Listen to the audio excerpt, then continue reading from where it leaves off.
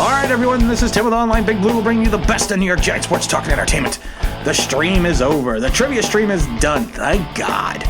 I had so many technical issues. I have a brand new Apple Mac A1 chip, the new brand new chip, and it crapped out on me 30 seconds into the stream.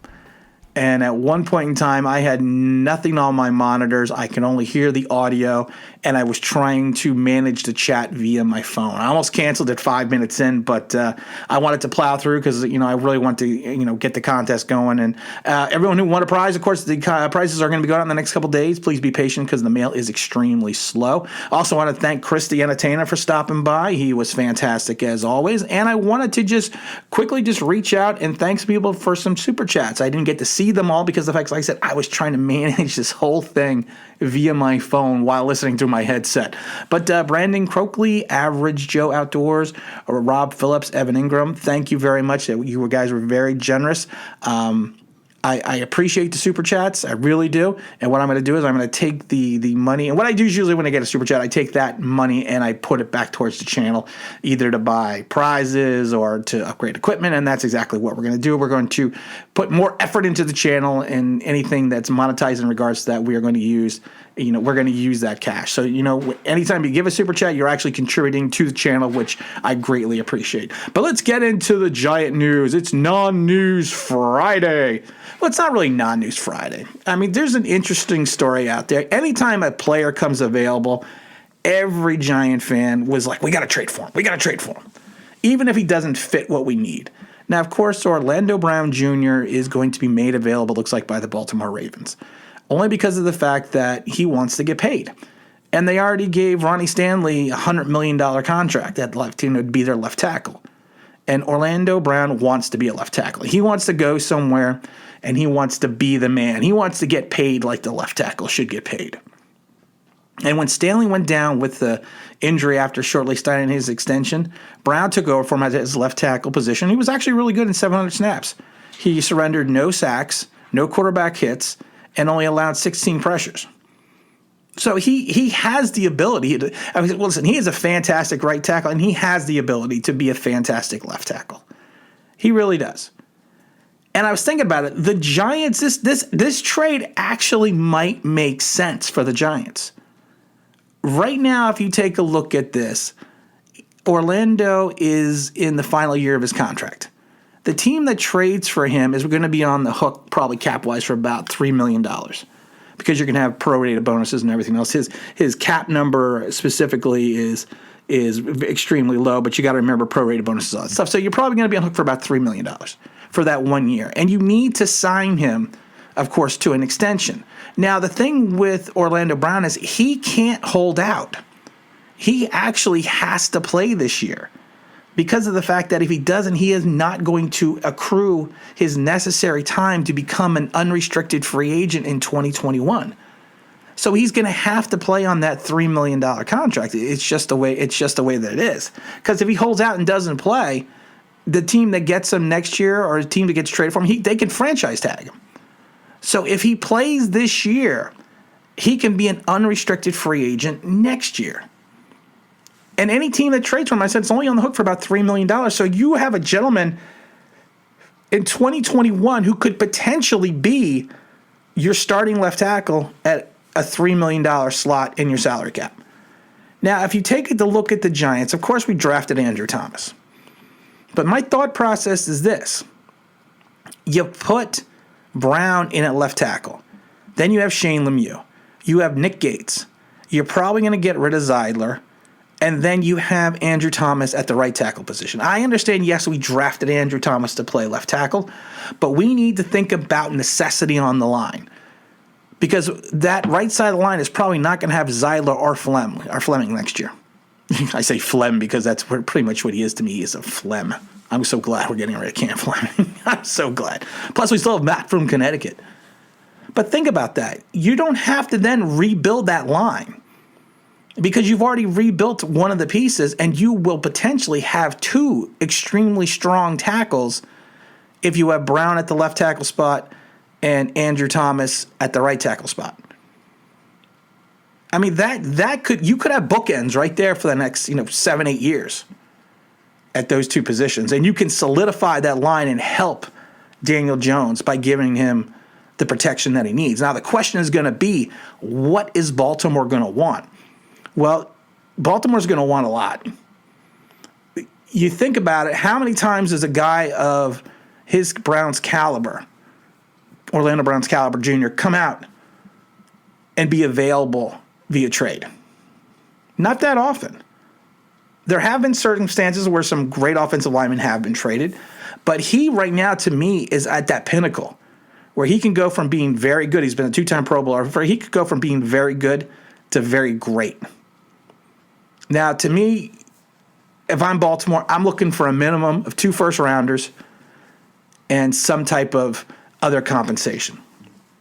I'm not giving up any players. But what I'm thinking the Giants could possibly do, and I think there's something that would be acceptable even to the Ravens, you swap picks the first year. You swap the 11th with the Giants to the 27th for the Ravens. You then give the Ravens, the Giants that is, you then give them the next pick, your next year's first-round pick, your 2022 pick. And then you throw in, because I don't want to give any more assets from this year, but I would say potentially you could throw in the next year a 3 and a 5. Now, I know people are saying, well, that's a lot, Tim. You're giving up a lot of draft assets. Yes, but you know what? The draft is a crapshoot. You have a guy in Orlando Brown Jr. who could solidify the line. And really, if you really feel Daniel Jones is the guy, you feel Daniel Jones is the man, you could still get a wide receiver at 27. You could get Bateman down at 27. You could still pick up a corner or another offensive lineman in your second round. And then, like I said, yes, you are basically giving away your first-round pick next year. But then if you want to think about it this way, you could say, well, you know what, then Orlando Brown Jr. is my first-round pick in 2022. It's not crazy. And then, yes, I will throw in some later-round picks because we're probably going to get some compensatory picks because we're either going to lose Leonard Williams or Dalvin Tomlinson. So we're going to get some compensatory picks. So really, if you think about even again, if we get a third for Dalvin Tomlinson, a third or a fifth, if he leaves, you can then turn around and say, okay, well, basically we traded Dalvin Tomlinson and the 2 first-rounders and maybe a 5th rounder or a 3rd rounder. It would make sense from the Giants' standpoint. It solidifies our line. And I just laugh because, like I said, I always see all these trades. And every guy that comes out, we got to trade for this guy. We got to trade for this guy. And none of them make sense. This one actually makes sense. And I would be fine if the Giants turn around and traded those draft assets. But I don't want to lose this year's pick because this draft is too deep in the wideout position that we can get we could still get a game-changing quality wide receiver late. And if you're taking on a minimum salary for Brown this year, that's a no-brainer. And then the fact, like I said, we're going to have so much more cap space going into 2022 that we could easily sign that contract for Brown.